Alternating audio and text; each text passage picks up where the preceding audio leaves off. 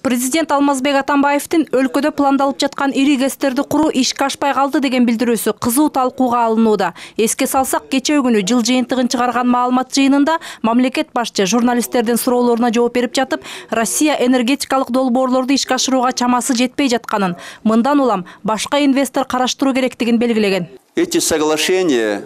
Мен бул боюнча Владимир Путин менен бир нече ирет сүйлөштүм. Узакка созулган курулуштарды жактырбайм. Биз реалист болушубуз керек. Баарыбыз Россиянын экономикасын көрүп турабыз, өйдөлөгөн жок. Мунай затына болгон баада төмөндөөдө. Объективдүү себептер менен бул келишимдер Россия тарабынан аткарылышы мүмкүн болбой турат. Бул жагынан Кыргызстандын да күнөөсү бар. Камбар ата 1 боюнча азыр эч ким иш баштай электе. Жерди өз убагында бөлүп бербей туруп алдык. Россиянын экономикасы жогору болуп турганда кынтык издеп отуруп албай, кырда алды колдонуп калсак болмок. Албетте бул мен үчүн өкүнүчтүү. Мен мамлекет башында турганда жок дегенде бир ГЭСти курууга инвестор табууга жетишсек болмок. Эми башка инвестор караштырууга туура келет. Мамлекет башчынын мындай билдирүүсүнө Россия тарап дароо реакция жасады. Россия бул долбоордон чыгат деп айтуу эртелик кылат, дейт Путиндин маалымат катчысы Дмитрий Песков. Анын айтымында жогорку нарын каскады жана Камбар ата ГЭСинин курулушун талкуулоо уланып жатыптыр. Бул боюнча эки президенттин 22 декабрдагы жолугушуусунда да сөз болгон. Камбар ата маселеси жана башка долбоор чынында эле Путин менен Атамбаевдин мурдагы күнү болгон жолугушуусунда талкууланган. Эки өлкөнүн тиешелүү мекемелеринин жетекчилеринин катышуусунда деталдуу талкууланган. Чынында эле коммерциялык жана конъюнктуралык мүнөздөгү маселелерге байланыштуу айрым кыйынчылыктар бар. Ар кандай варианттар каралууда. Ошону менен бирге талкуулоо уланып жатат. Азырынча бул боюнча кандайдыр бир чечим кабыл алуу жөнүндө айтуу туура эмес болуп калат. Эске салсак, Кыргызстан менен Россиянын ортосунда жогорку нарын каскадын жана Камбар ата ГЭСин куруу боюнча келишим 2012 жылы түзүлгөн.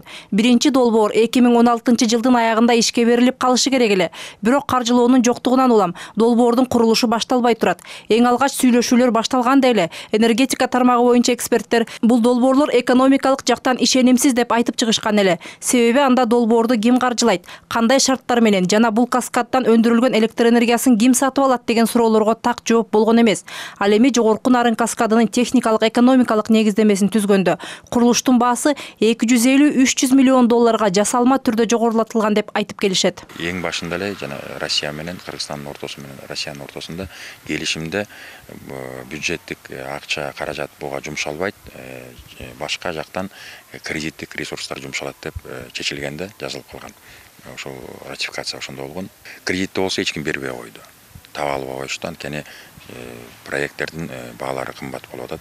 Эч ким сатып албайт. Канча бага курулат, канча убакта баарын кайтарып беришет, ошол жок болуп калды да. Бул нерселерге биз тараптан келишим түзүүгө катышкан тиешелүү мекемелер көз жумуп коюшкан, дейт серепчи. Анын үстүнө Камбар ата 1 ГЭСинин курулушуна жакынкы коңшулар каршы болуп туруп алышты. Себеби Орто Азияда суу маселеси өзгөчө курч турат.